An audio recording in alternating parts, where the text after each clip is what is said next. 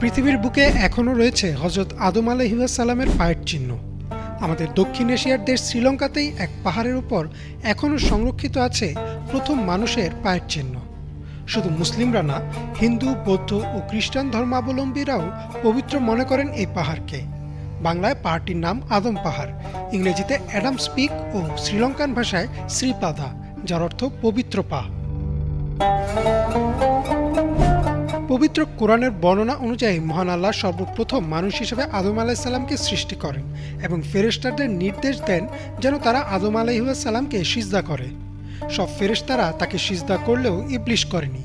যদিও সে ফেরেশতাদের অন্তর্ভুক্ত ছিল না, সে ছিল জিন জাতির একজন। আল্লাহর ইবাদত করতে করতে সে ফেরেশতাদের সাথে বসবাস করা শুরু করে। যখন আল্লাহ তাকে কারণ জিজ্ঞেস করলেন কেন সে আদম আলাইহিসসালামকে সিজদা করল না, তখন সে উত্তর দিল, আদম মাটির তৈরি আর আমি আগুনের তৈরি। আমি আদম থেকে শ্রেষ্ঠ, তাই আমি তাকে সিজদা করতে পারি না। অহংকার প্রদর্শন ও হুকুম না মানার কারণে আল্লাহ ইবলিসকে অভিশপ্ত করেন এবং জান্নাত থেকে বের করে দেন। তখন সে আল্লাহর সামনে কসম করে যে সে আদম আলাইহিসসালাম ও তার বংশধরদের গোমরাহ করে জান্নাত থেকে বের করে দিবে।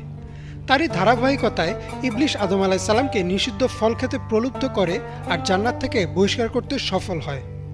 এই ঘটনার পর আদম আলাইহিসসালাম ও তার স্ত্রী হাওয়া আলাইহিসসালাম আল্লাহর কাছে ক্ষমা চাইলে মহান আল্লাহ তাদের ক্ষমা করে দেন ঠিকই, কিন্তু তাদের পৃথিবীতে পাঠিয়ে দেন।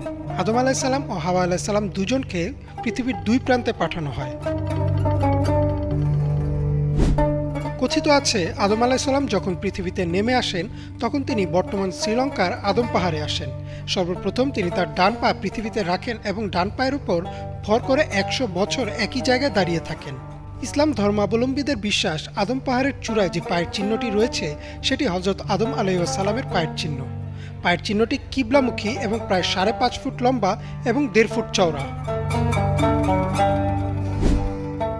সহিহ মুসলিম ও বুখারী শরীফের হাদিসে বর্ণনা থেকে পাওয়া যায় আদম আলাইহিসসালাম ছিলেন প্রায় ৬০ কিউবিট বা ৯০ ফুট লম্বা, অর্থাৎ তার পায়ের মাপও সেই অনুপাতে বিশাল হওয়ার কথা।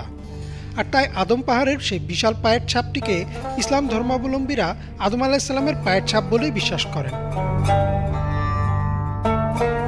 তবে আদম পাহাড়টি শুধুমাত্র মুসলিমদের জন্য না, অন্য ধর্মের লোকেদের জন্য পবিত্র স্থান। বৌদ্ধ ধর্মাবলম্বীদের মতে এই পায়ের ছাপটি বুদ্ধের, আবার সনাতন ধর্মাবলম্বীদের মতে সেটি শিবের পায়ের চিহ্ন। এবং সেই বিশ্বাস থেকে এই দুই ধর্মের লোকেরাই স্থানটিকে পবিত্র মনে করেন এবং সেখানে পূজাও করে থাকেন। শ্রীলঙ্কার সরকার পায়ের ছাপটি সংরক্ষণ করতে চারপাশে একটি দেয়াল তুলে দিয়েছেন এবং স্থানটিতে একটি মন্দিরও রয়েছে। যদিও পবিত্র কোরআন ও সহিহ হাদিসের বর্ণনা অনুযায়ী আদম পাহাড়ের পায়ের ছাপটি আদম আলাইহিসসালামের শারীরিক গঠনের বর্ণনার সাথে মিলে যায়, তবুও আদৌ এটি পৃথিবীতে পা রাখা প্রথম মানুষ আদম আলাইহিসসালামের কিনা তা একমাত্র আল্লাহ ভালো জানেন। ইমরান মাহমুদ, বাংলা ভিশন।